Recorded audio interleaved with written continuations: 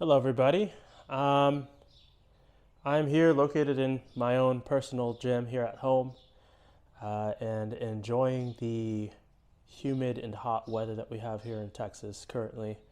Um, I apologize if my nose sounds stuffed up. I've got a case of the allergies. It's been kicking my butt for the last couple days. But I'm going to run everyone through what a typical warm up would look like prior to engaging in any workout or exercise. As we go forward on warm up Wednesdays, I want to make sure that I'm targeting, the specific movement exercises, or movement specific warm up. So an example of that would be focusing on my shoulders on a push day or a chest day. Or a shoulder day where I'm engaging in maybe a push press or a bench press, or activating those muscle groups that are being targeted, such as like in a fly or a chest fly. I also want to mention the fuzzy thing and then the earphones. I'm just using them as a test to see how the mics perform during these videos. And then we'll be adjusting. So we'll see what kind of crazy systems I come up with as I get better at this. And then hopefully I don't rant on, mostly because I obsess over this. I obsess over the sciences behind movement, performance, and biomechanics. So it's something that I've become very passionate about. So without further ado, I'm going to run you through the very basic form of a warm-up, and then we'll go from there. I do have to adjust this camera real quick so that it captures the bottom side. Okay, so to start, I usually start off with a bend and reach. Usually this is like a very easy and dynamic warm-up. It prevents you from going into a static stretch. And while I'm on the subject, I want to make sure that I mention you usually want to avoid static stretching. So stretching your hamstrings one at a time, or your quads one at a time, or doing a single arm chest stretch. And the reason is because usually we like to stretch to the full range of motion. But in a typical working set, you're not going to be going to that full range of motion. And if you're not used to going to that full range of motion and you've stretched out that muscle to that point, then you've got less tensile strength, we'll put it like that. So your muscle fibers are stretched out to the point where you don't want them to go past that range of motion with weight or under load or under tension. Mostly because if that muscle group is not used to being under tension with some load on it or some weight on it, you can cause some pretty significant damage. And that's where we end up with, ligament tears and knee pain and low back pain. So the first one is the bend and reach. I usually start off pretty neutral stance. I'm sorry, I just screamed into the mic. A pretty neutral stance, so my feet are underneath my hips. And then I'm bringing my arms, I know one of the cameras can't see this, but I'm bringing my arms up above my head as high as I can reach, kind of getting that lat stretch. So getting some stretch right up in here in the backside. And then we're coming down between the feet all the way past the heels.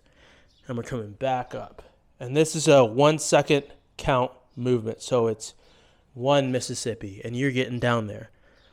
And then you're coming back up. And it's very slow, very controlled. You're listening to your body the entire time. And you're coming down each time. And you're going to feel a significant stretch in the posterior chain. So mostly backside.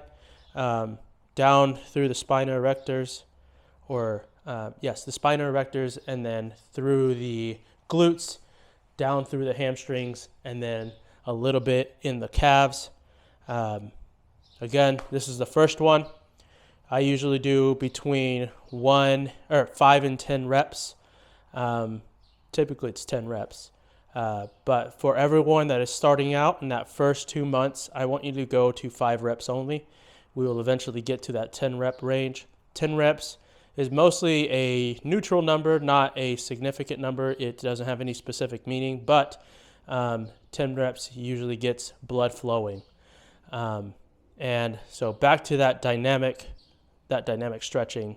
The dynamic stretching is important because you're not getting past the range of motion such as you would in a static stretch, but a dynamic stretch also gets blood flow going through the body, thus warming up the entire body as a whole, rather than doing it where we are only warming up maybe one muscle group at a time, or even one side at a time. So that's the bend and reach. The next would be a lunge, and it's a slow progressing lunge. If you cannot do a lunge, a half lunge is okay. Usually in the military, actually, they have the military members holding themselves at the waist and then doing a partial lunge like this, and then they're coming back up. And then it's the same thing on the other side, and then back up, and that is 1 rep. Again, the reps are between 5 and 10. The goal is to get the muscle moving, get some blood flow going.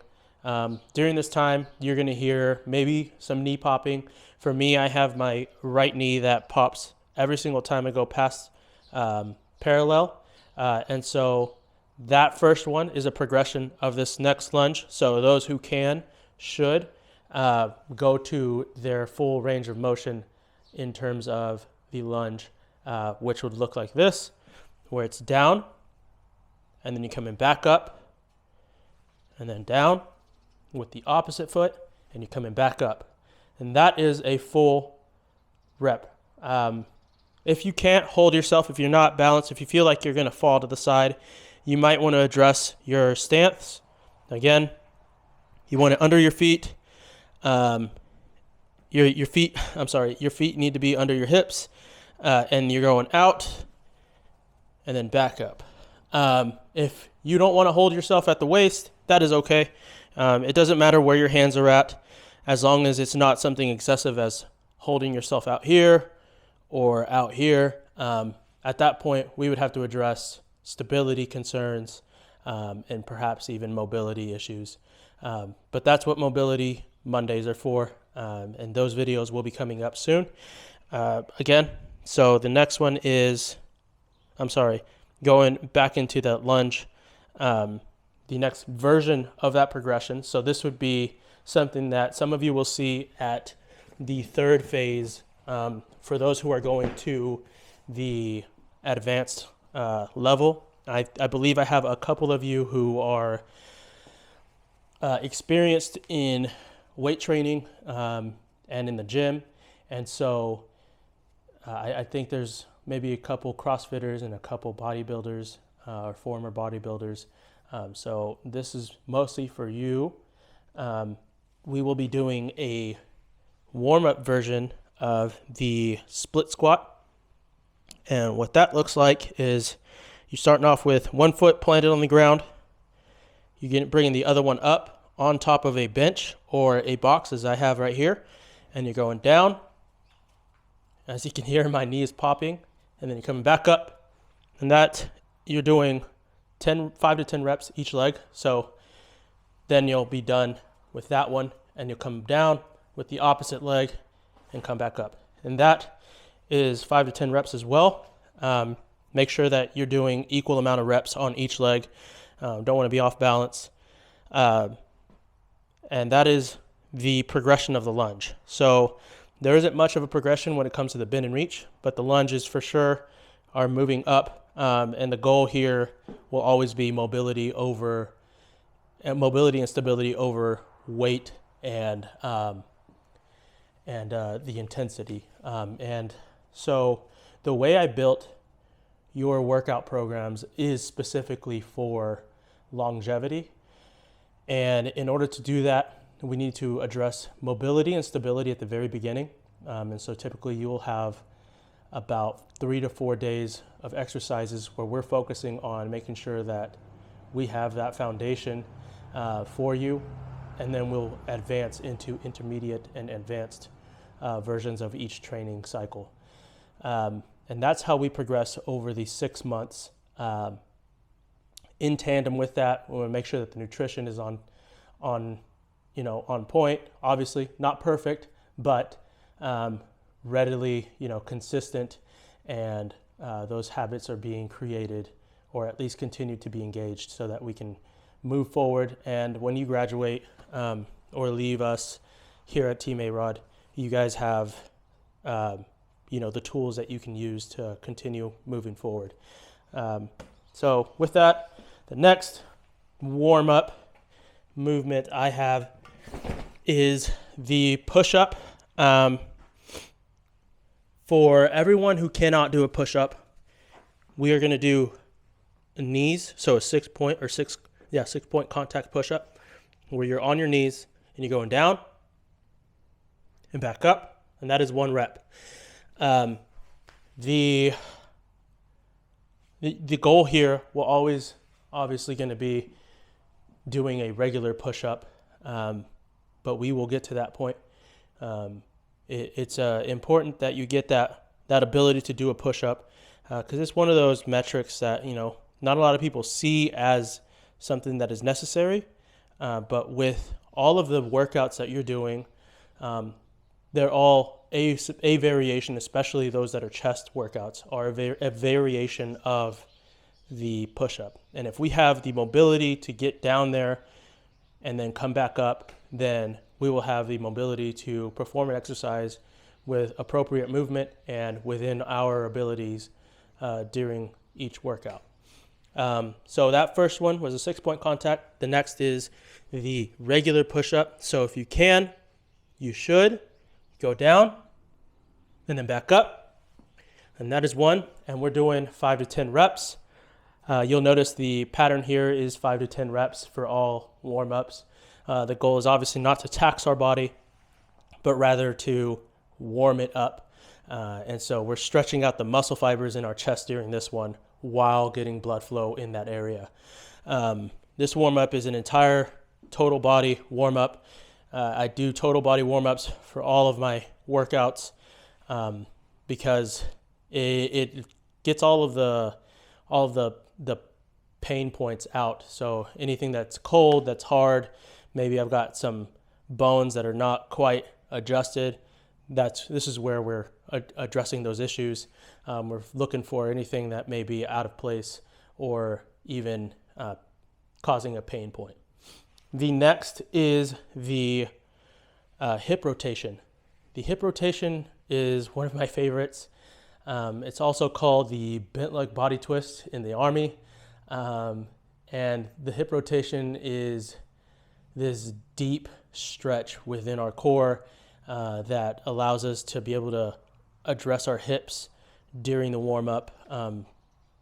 In my personal opinion, the hips is maybe the most important, if not the second most important area of our body where we need to address any concerns for mobility and stability issues, as that can cause severe damage if we are exercising consistently or constantly with hip pain or our hips are out of alignment.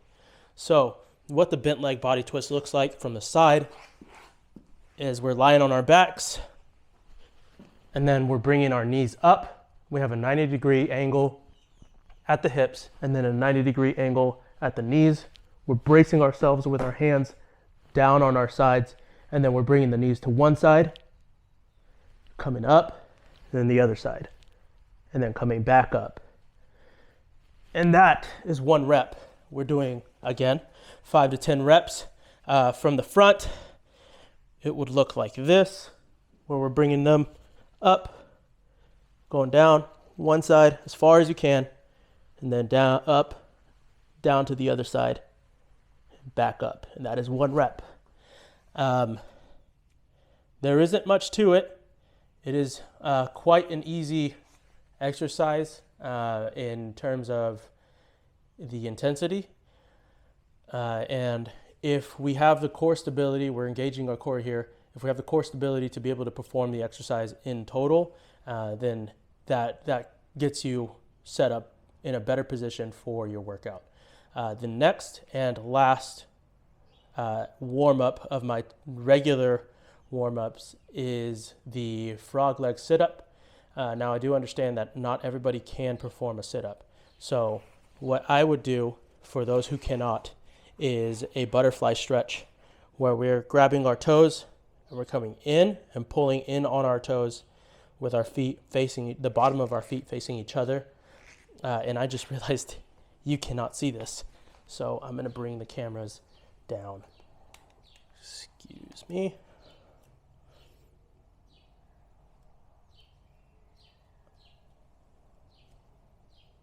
Okay. So again, bringing the feet together like this. Bottoms of the feet are facing each other, and we're pulling them into our body, and then we're letting go. And another version of this would be pushing down with our elbows down on the inside of our legs, such as that it stretches the inside of your legs, which would be the abductors or adductors.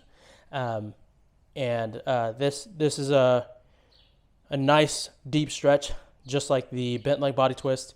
There isn't a whole lot to that one either. This one just gets you adjusting any issues with the legs. It's exceptional for leg day. So next Wednesday, I will be addressing movement specific or workout specific warm-ups, and then kind of going into detail for any of the other exercises where we need to have a specific warm-up, like the tricep push down or the curl. I did once injure myself on the bicep, and that was because of the lack of stretching that I had conducted or warmed up that I conducted that day. If you have any questions about this warm-up, please let me know. These are the basic ones that I perform every single time that I work out. It doesn't matter what day it is, whether it's a leg day or a push or chest day or a pull day. It does not matter. These are the exercises I go through every single day. It gets my entire body. It's a moving or dynamic stretch rather than a static stretch. Again, the dynamic stretch will always trump the static stretch in terms of warming up. But at the end of your workout, you can perform static stretches kind of to get any of the tight muscles that you've maybe engaged during the workout to get back to their normal self, and you can go out throughout your day normally and not feeling very tight. Again, thank you for your time, and I will be addressing any of the technical stuff that I'm seeing during these videos as I initially go through everything. Please give me any tips that you have for me, and I will see you all on the next one. Thanks. Bye.